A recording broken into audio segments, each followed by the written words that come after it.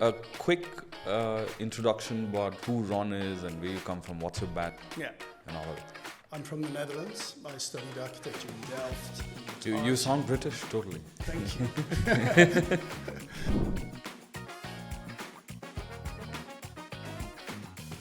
What's PLP? What's the idea behind PLP, the name? The PLP for me means people. Have you imagined yourself being anything other than an architect? I often, yeah. I'd like There to you save go. the planet.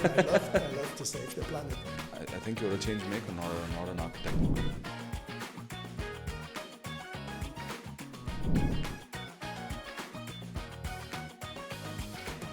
So welcome Ron on the podcast. And for the audience, Ron is founding partner with PLP Architecture. And Ron, like I was saying, it was a very interesting process how we found you. Mm-hmm. And I'm glad that we found a way to you. And we primarily are here today because of your Edge project, which is widely spoken, and for the most, for many years, it's still considered to be the world's most innovative building, the Edge in Netherlands. So we would like to know more on what more is PLP doing. And before we even get there, I would like to get an understanding first on who Ron is. So you founded PLP 15 years ago. Yeah. And you've also authored a book. Yes.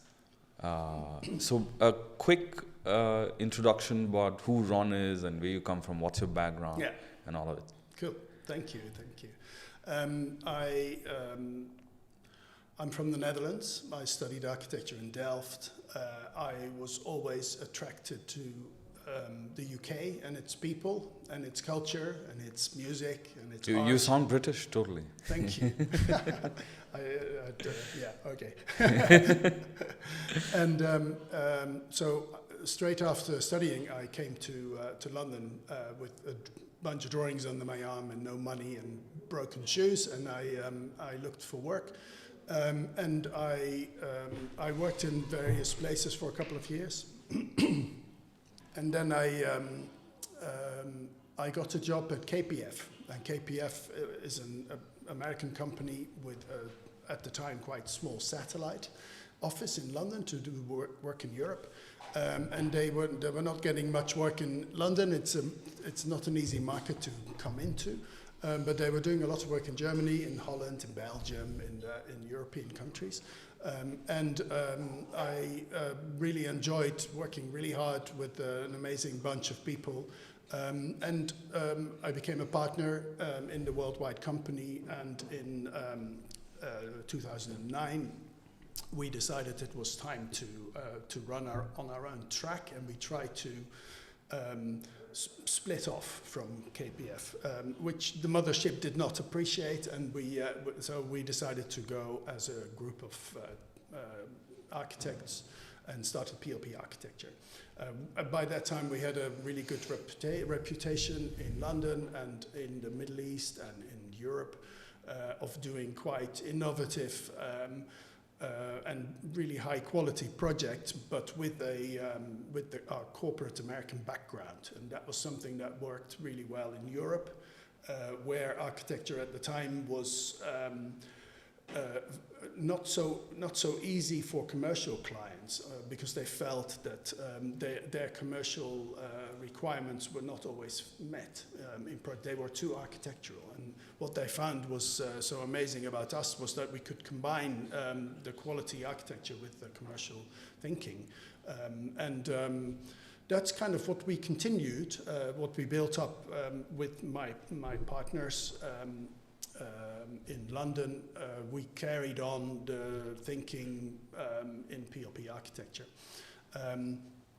It has also always been a very creative studio, not too large, not too small. We're competing with the best, but we are quite personal and communicative and collaborative as a group of people. No, we can see that. We can definitely see that. Yeah, and that's sort of what sets us apart, and that's what I love about the project. You don't do architecture by yourself. It's a group task, you know.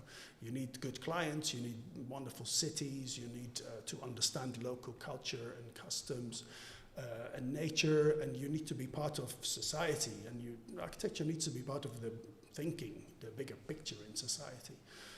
And that's what we do. And the Edge is a result of all of that work of the 15 years before. But it's also a moment in time where, again, a group of people came together to make a building for the future. And from the client side and from the main tenant side and the city side in Amsterdam, the right people came together, and that's where ideas come onto the table that then gets kind of shaped and steered by the narrative of a project, or by the architecture, or by the imagery, or by the aesthetics. And then it can come into a kind of new, innovative building party, and this is what happens. We often say, if you hire PLP, you don't. We'll take you on a journey. We don't know where we're going exactly yet, but even the people who come on the journey have an effect on the outcome. And we feel that it's important for our clients, it's important for cities, and it's extra important because we work in so many different places. We work everywhere. Our work traditionally was in the UK and in Europe. Then the Middle East, and since PLP we are working all over Asia, India, China, Singapore. We have a lot of work in Tokyo at the moment, and elsewhere in Japan, in Korea, and that's basically all over the world. That is pretty much, yeah. Some places left, and we're looking, you know. But it's not like that. But it feels that we are also a very international studio. We have people from everywhere. We speak 45 languages. We are. And how many personnel do you have?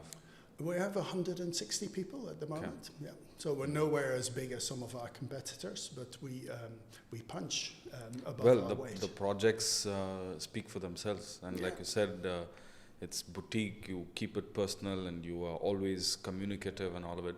Yeah. What's PLP? What's the idea behind PLP? The name. The name is.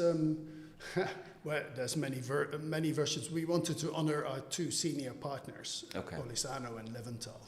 And they set up the London office for KPF in the late 1980s, some time ago.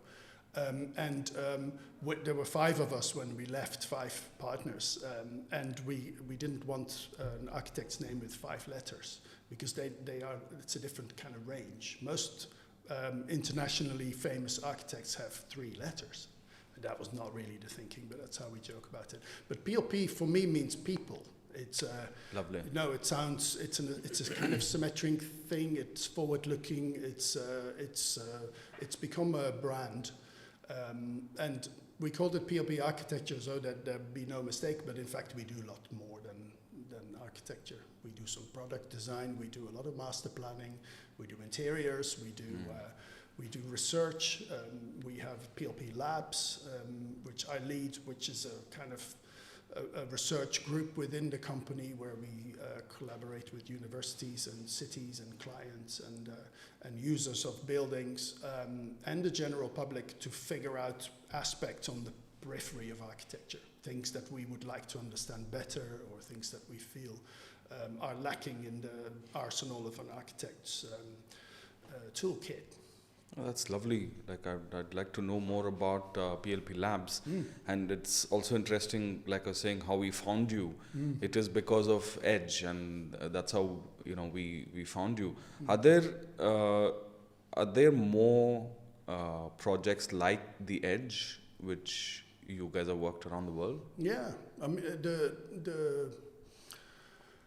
the ideas in Edge have all continued. They started before Edge, they've continued since, so it's nothing new.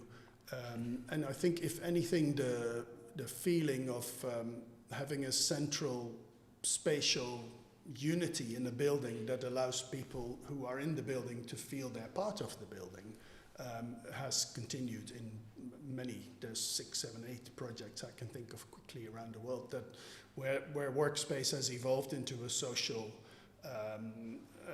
almost theatrical experience, where people come because they want to be part of it or part of the discussion. And the users of buildings are talking to us in those kind of words. They like to come to work. And since COVID, that's an important aspect of good workplace architecture, is that people will want to come there, and people understand the importance of a place with qualities, with plants, with fresh air, with good daylight, good acoustics, good coffee, where they can come and meet. And that is work these days, to come and meet people. It's no longer about sitting and same desk every day, right. and typing on a machine. It's not, work is not like that anymore. It's much more collaborative and creative and imaginative. And it's become a people issue, work. And that's what we make buildings for. But then we also do lots of residential buildings. We do academic buildings, we do research labs, we do a variety of things, but the same aspects are always part of it. It's often about interface between buildings and their environment, and a piece of the city and the public realm, and how the two interact. So very often where our buildings hit the ground, it's not just a front door into the building, it's actually much more. And we love mixed-use projects that have functions that are for making that transfer. Shops, exhibition space, galleries, whatever the city needs, they can become part of a building, and they can become part of the identity of a building. So you might live in a residential tower, but there might be also an office element to it, or a co-working element, or a care element, for instance, and all of those functions help each other to become richer urban experiences. And that's kind of, that is in Edge, and more in the projects we are doing now.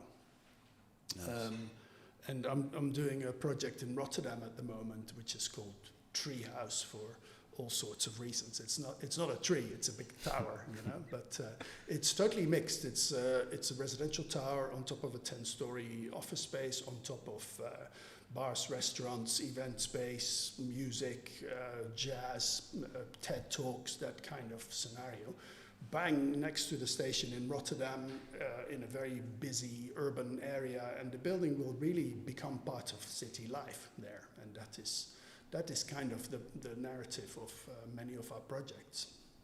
I would usually ask what is your design thinking, but I want to understand why do you do what you do at the moment? Yeah, well, we do what we do because we enjoy it, and that is a sense that you get when you walk into our studio.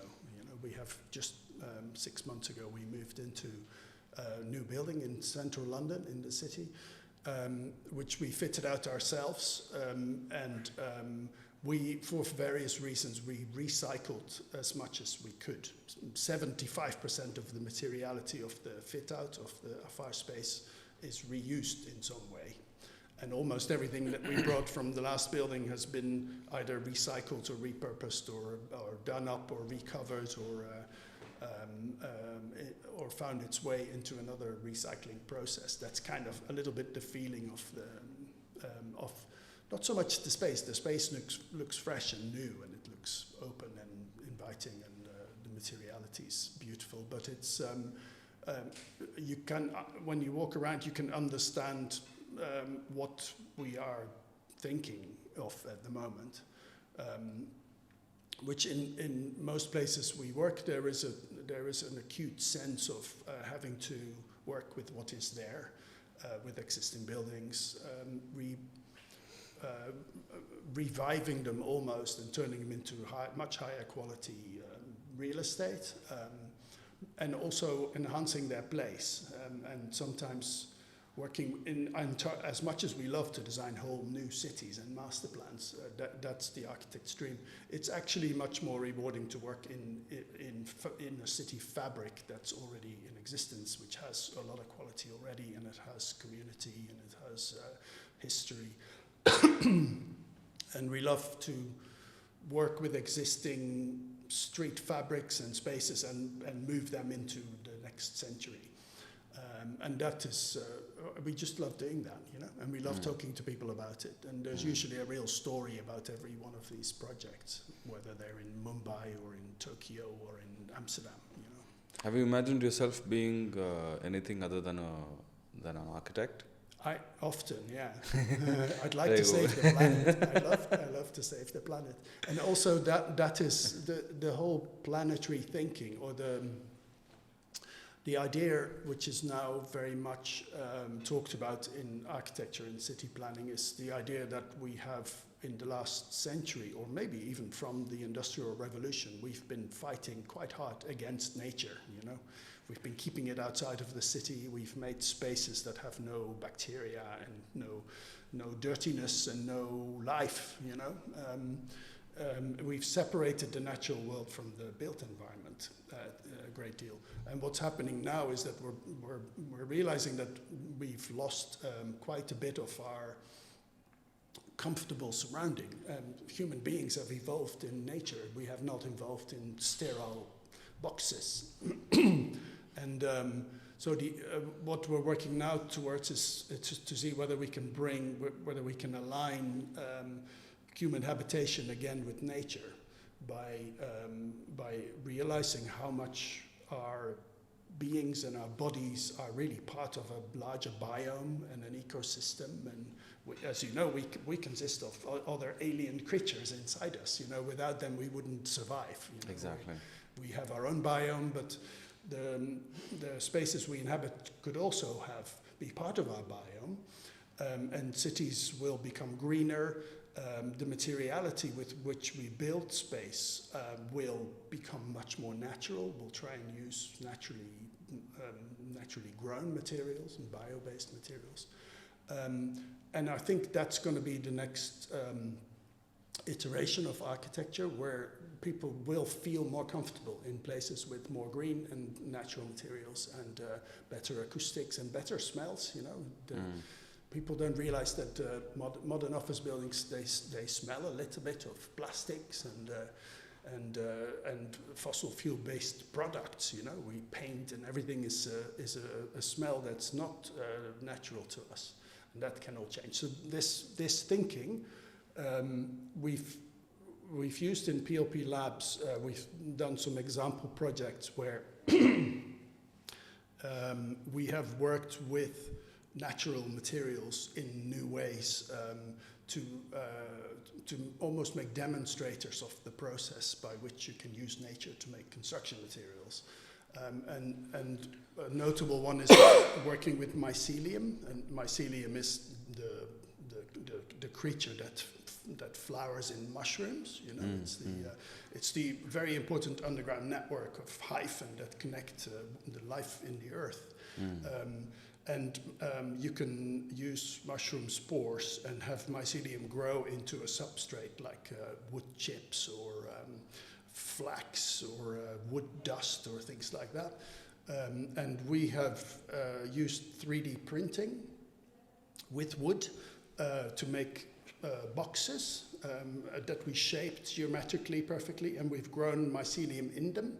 And the mycelium engages with it. It's very happy in the 3D printed box. And we create objects, and then they can be used like bricks. You can build buildings out of them. And it's not so much that we think the world's going to be built out of mycelium blocks, but it is to show that we can take nature, spend no energy on it, use waste, and make building materials. And that's a real... And this is all coming out of PLP Labs? Yeah. Lovely. And we got in touch with Australian philosopher called Glenn Albrecht, who is an ecologist and a philosopher, retired professor, and he's writing books about the feeling that we have, which is associated with climate decline, with natural decline. It's an uneasy feeling that people have that can be compared to nostalgia, where in nostalgia you're away from your home and you miss it badly. It touches your soul. And he's invented the word solastalgia, which means you're still in the same place, but your place has been damaged by flooding, fires, open mining, earthquakes, and you feel that deeply in your soul. And he's used those kind of words to describe what we ought to do as mankind in the future. And he called it the Symbiocene, as opposed to the Anthropocene, which would be a period where we feel much more aligned with nature. We're not working against it. We're working in the same direction. And he called our mycelium project Symbiocene Demonstrator, which we found was the most honorable term you could give it. So there is, and this is the kind of more conceptual thinking that is so interesting for us as a studio, and to create a narrative that might translate into architectural expression and architectural materiality and sustainability. Alignment with nature is your central idea, is what I grasp. Yeah. And around it, there are tons of things that needs to be worked on, materials, thinking, and all of it. Yeah. There are younger, architects and designers who are all, at the moment either studying or some of them entered newly. What are those things that you would like to tell them while they are either studying or they've just entered the field of design or architecture? Yeah, I think it's become a kind of my passion to work with the younger people in the office, because this is the next generation. They're working with us. They train. Their architectural thinking is there when we hire them. They tend to be very talented young architects, but the first 5 years they still keep learning at a phenomenal speed, because they know nothing when they come out of university. We say sometimes it's not true, but that for us, that is nurturing the future. That is the future thinking. But what we're finding these days is that a lot of the younger generation that gets into architecture is already there to an extent. They've all learned much better what effect humans have on the planet, and they know everything about recycling and about materiality and pollution and carbon. They have grown up in a time where these were part of education. And we laugh about this sometimes, but people send us their CV and young architects and say, if we have any work at PLP Labs, please, And it seems that it's more appealing to them as an idea than architecture per se. Whereas for us, the two are not separate. They are the same thing. So they can come work for PLP Architecture, and they can still do some labs thinking and some labs application into the architecture. But it's obviously what we're leaving behind. People of me who are a few generations older, I'm very conscious and slightly guilty for leaving behind a planet that's in a much worse state than when I was their age. So it's part of our responsibility to make sure that an industry like the construction industry, which is 40% of the carbon problem on the planet, it's a huge problem.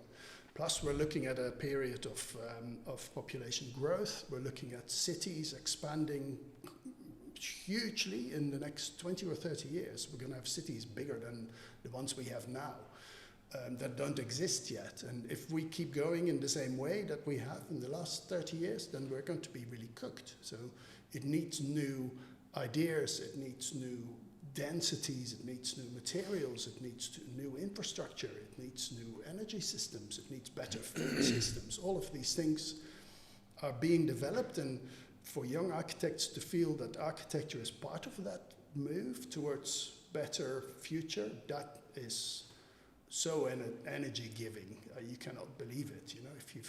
If you're an accountant, you're going to work with numbers in a different way. If you're a banker, you're going to understand financial systems. for �இ𝐞𝐳, well, whoop-de-doo, you know, that's very exciting. And it is, I'm sure, if you're in that field, it's very exciting. But to be part of architecture and to have an influence on how people feel in cities and how well they are and how well the environment can be improved if the industry improves, I think that is really... No, from my understanding, you said 40% of carbon is emitted through construction activity alone. This is 40% of what? Of the 100% of carbon emissions.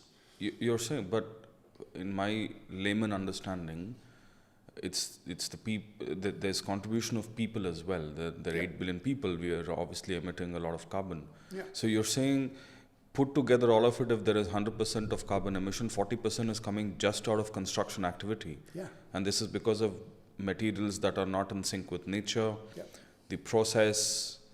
So it's to do mainly with the materials. It's a lot to do with the materials, yeah. And it's and you know it's not as big a percentage as, for instance, the food industry or energy production. No, but still 40% is staggering. It's huge, yeah. And it includes transport, a lot of transport. It includes big everything around it. You're saying roads and bridges. That's all part of the 40%. But yes, it's enormous. And I think out of the 100% carbon emissions, almost 10% is associated with cement, just with concrete, which is, you know, you think 10%, well, but it's 10% of the 100%, you know, it's half of the, it's a quarter of the whole problem. Yeah. And steel costs a lot of energy to produce, and it's very heavy. It can also be recycled, and concrete cannot easily be recycled. So concrete is the first one to hit. But is nature not designed in a way that it neutralizes this emission?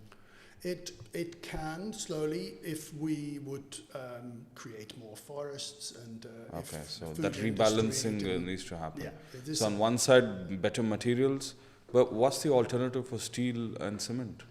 Wood, bamboo, hemp. But then you don't build taller buildings. You do, yeah. We did a study project with the University of Cambridge where it was a very serious structural engineering project where we designed a 300-meter tower made out of wood. And we worked out all the forces, we worked out all the movements in the top of the tower through the wind. It's a building that exists? No. You're working on it? Yeah, okay. It was a research project, so it was to get data out of the research project. And the result was that we now know that it can be done. Of course, it's going to take a long time to do that. But in the meantime, the uptake of wood in construction in Western Europe has grown tremendously. So even in Holland, if you make an office building now, it tends to have instead of a concrete core, it will have a steel core with lifts, because steel can be demounted and recycled. The columns tend to be either wood or steel, and the floors are all wood. So the floors are CLT, cross-laminated timber, which functions just as well as concrete floors and does the same thing acoustically. There's a little bit of a concern for fire rating that needs to be engineered, which is not very difficult. And it's slowly, and the building regulations measure the impact that each of these material choices have on carbon emissions.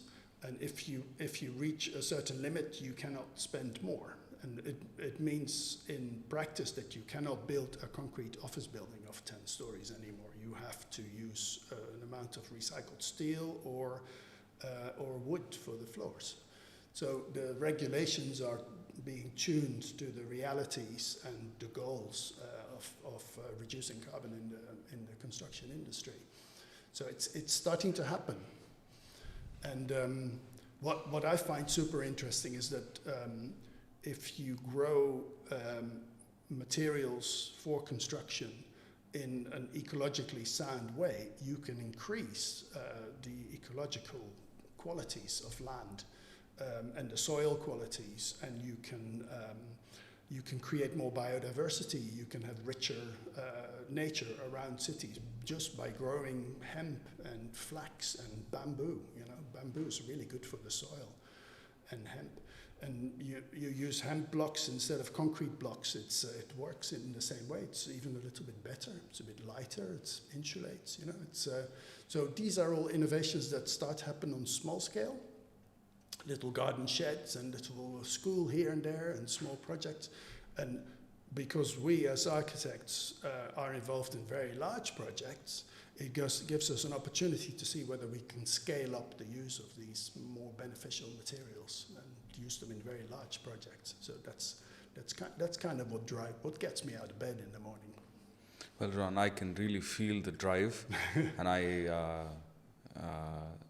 cannot see you as an architect alone anymore. I think you're a change maker. There is this is beyond architecture. This is so you're not just thinking about how can I produce good buildings, how can I, get more clients, how can I get more money. You are talking bigger goals here, rebalancing the whole carbon emission versus, the biodiversity and all of these things. So I think you're a change maker, not an architect. Well, thank you. It's nice to hear that. Yeah, I try. Please tell me a little bit about the book you authored. Yeah, so that was a little bit a result of 𝐁𝐻 also, because 𝐁𝐻, as you may recall, it had a really good sustainability rating. So in terms of energy use, it was doing really well. And 𝐻𝐻 is carbon neutral. Yeah, the carbon neutrality is. You can discuss that in many different ways. There are different metrics to get to that number, but that was the number that was in the regulations in Amsterdam at the time. And it means it's a combination of, it was mostly about energy. And obviously if you buy renewable energy, which you can in many places, you can buy wind energy or solar energy, then you're already doing better than carbon zero. So because renewable energy saves carbon, it was zero carbon. It was saving lots of direct energy, direct heating energy, gas, and electricity. But also Bloomberg called it possibly the smartest building. Yes, because it was the first time a building was designed for the digital age. The computer systems in the buildings were designed for people working in digital industries and using digital work. So that was kind of new in 2015 when the building opened. But also the building is full of sensors. The lighting system is powered low voltage lighting, and it's not powered by an electricity network but by the Ethernet in the building. So the lighting directly powered by the Ethernet, which means that each lighting position has an IP address and can have a small sensor built in that measures 10 different things in the workplace: humidity, temperature, movement, wind, all of noxious gases and things like that can be measured in a sensor, and that information is fed back into a central computer system and can be analyzed 24/7 and can give a lot of data to the building management system about ventilation, about which piece of the floor has been used very much more than other pieces. In other words, you don't have to clean the other place so much because you know where the activity was on a place. You know where a lot of people come together, you can steer some more air and some more cooling, and the building can become somewhat intelligent. And all of the knowledge that comes out of 30,000 sensors in the building is very valuable information about how space is used. So I think that smart piece appealed to people, and the Royal Institute of British Architects publishers, they came to me and said, "Would you write a book about smart buildings?" And I agreed, and it was, in the end, they insisted it was called Smart Buildings, but I thought the subject was far too small, and I don't know, I don't understand the digital smartness of buildings as well as some other people do, but I did enjoy talking about buildings as if they had some kind of intelligence in them, or that their architecture was a very intelligent use of other things, structural engineering or social engineering or data collection. Or if you start looking at architecture, it's always very deeply related with other professions and other disciplines.